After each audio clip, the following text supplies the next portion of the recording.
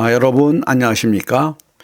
5월 5일 방송된 브레미아 바카젯 방송을 번역해 드리겠습니다.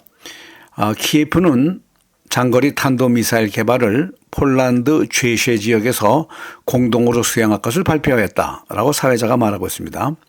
우크라이나 전문가가 말을 하는데 이 사람 말에 의하면 모스크바 공격을 위해서 우크라이나는 초속 1200m의 극초음속 미사일을 개발하는 것이 가능하다.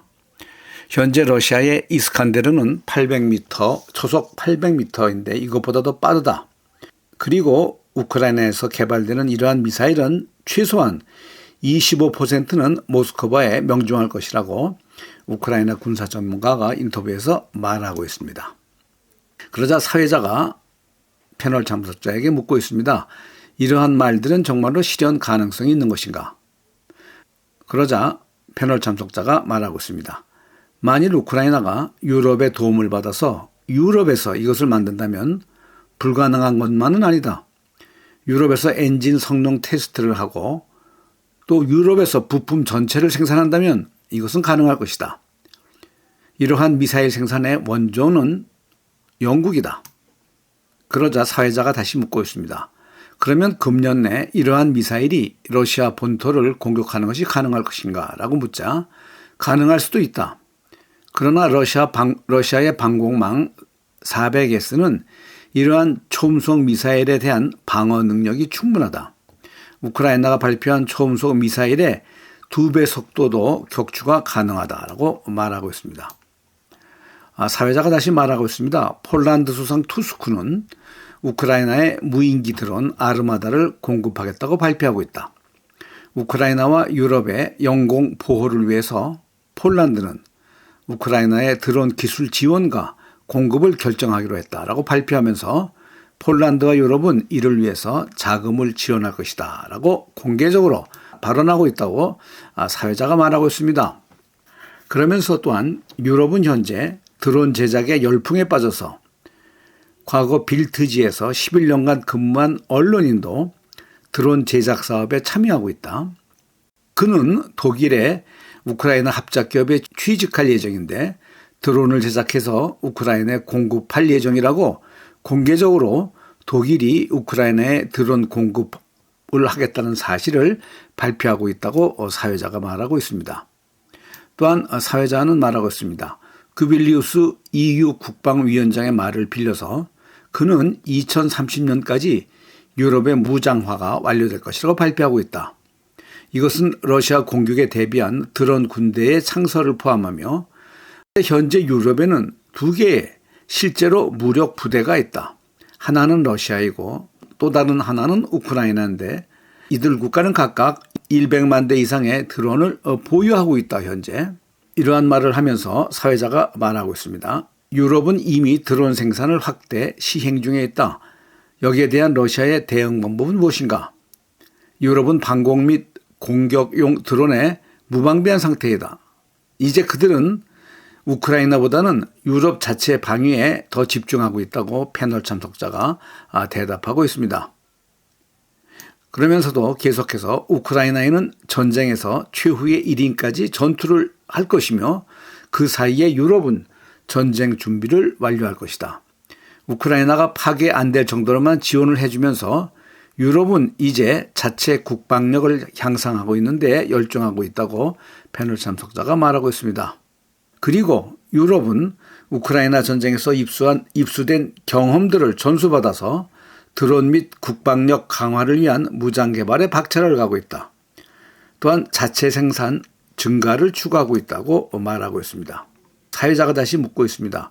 영국과 독일은 공개적으로 드론을 우크라이나로 보내주면서 러시아 파괴를 시도하고 있다. 이에 대한 러시아의 입장은 무엇인가? 패널 참석자가 말하고 있습니다. 우리에게는 여러 방안이 있지만 이를 운영할 시기와 방법에 대해서는 우리는 아직 정확하게 정립되지 못했다.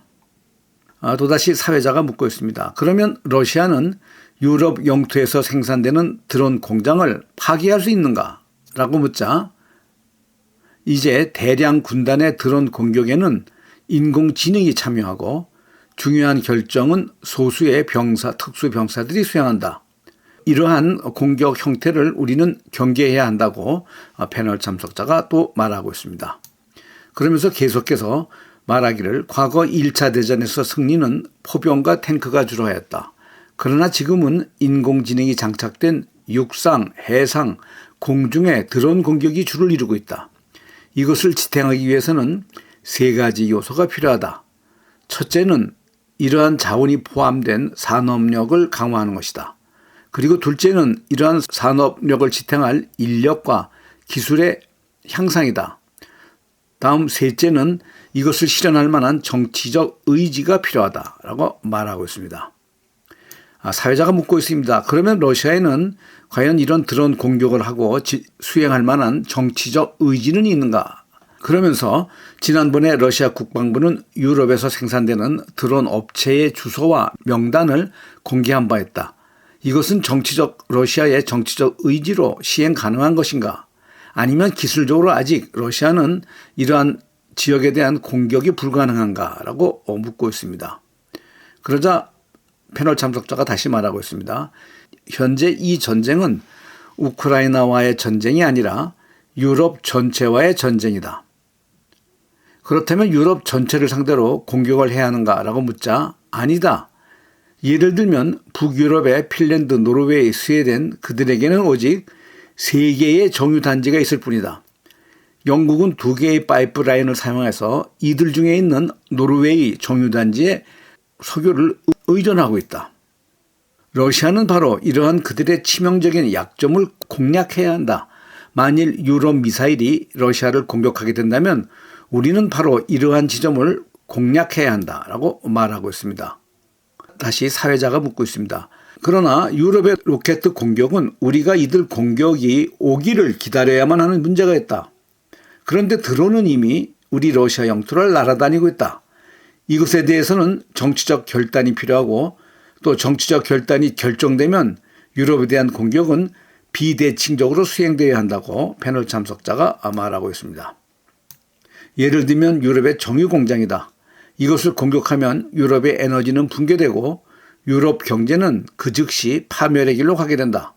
다시 말하지만 우리의 정치적 의사집단의 결단만이 이러한 공격을 할 것인가 아닌가에 대한 결단이 남아있다라고 말하고 있습니다. 그래서 다른 패널 참석자가 말하고 있습니다. 우리는 유럽의 공격에 대해서 전투력 측면에서만 이야기하고 있다. 유럽이 500만 드론을 생산하면 우리는 그보다 더 많은 600만 그리고 안티드론 무기도 생산해야 되고 북한이 사용 중인 임펄스 충동 폭탄도 개발해야 한다고 말하고 있다. 그러나 더 중요한 것은 이러한 드론들이 우리를 공격 못하게 하는 것이 더 중요하다. 다시 말해 유럽의 인프라에 대한 비대칭 공격이 상당히 필요하다라고 또다시 말하고 있습니다. 사회자가 나토 장성과의 인터뷰를 인용하고 있습니다. 나토 장성이 말하고 있습니다. 전쟁의 패러다임이 변했다. 우크라이나 전쟁 초기에 나토는 우크라이나군을 유럽으로 불러들여 이들의 신병 훈련 등을 실시하면서 군사기술을 전수해줬다. 그러나 지금은 오히려 우크라이나가 러시아와의 전쟁을 통해서 얻은 군사 경험을 나토에 전수하고 있다. 우크라이나군은 용감하다. 이번 이란 전쟁에서 우크라이나 드론 부대가 파견되었다. 그리해서 대이란 전쟁에 참여했다. 나토는 우크라이나로부터 최신 전쟁의 경험을 취득해야 한다라고 나토 장성이 말하고 있습니다. 그러자 패널 참석자가 말하고 있습니다. 그렇다. 우크라이나군은 러시아와의 전쟁에서 수많은 전쟁 노하우를 취득했다. 특히 드론 전투 기술은 탁월하다. 그러나 러시아는 항상 그 위에 있다. 실제로 우크라이나는 가난하지도 않고 전쟁을 수행할 만한 충분한 자금력과 모든 자원을 유럽으로부터 지원받고 있다. 유럽의 그 어느 국가도 지금의 우크라이나만큼 군사 예산을 가지고 집행하고 있는 국가는 없다라고 패널 참석자가 말하고 있습니다. 또 다른 패널 참석자가 말하고 있습니다. 그렇다. 실제로 우크라이나는 군사 강국이다. 모든 군사기술 테스트를 전장에서 실시할 수 있고 나토의 완전 통합된 군사 시스템 속에서 잘 훈련된 전투를 나토를 위해서 하고 있다. 우크라이나군이 어리석고 부패했다고 하는데 이러한 아니라는 생각에만 빠져 있어서는 안 된다. 우크라이나군이 나토의 최대 지원을 받으면서도 전투 경험이 풍부한 군사력을 보유한 것은 인정해야 한다. 문제는 러시아가 나토나 우크라이나의 결점과 틈새를 확보하여서 이번 전투에서 승리하는 방법을 찾아야 하는 것이다 라고 말하고 있습니다.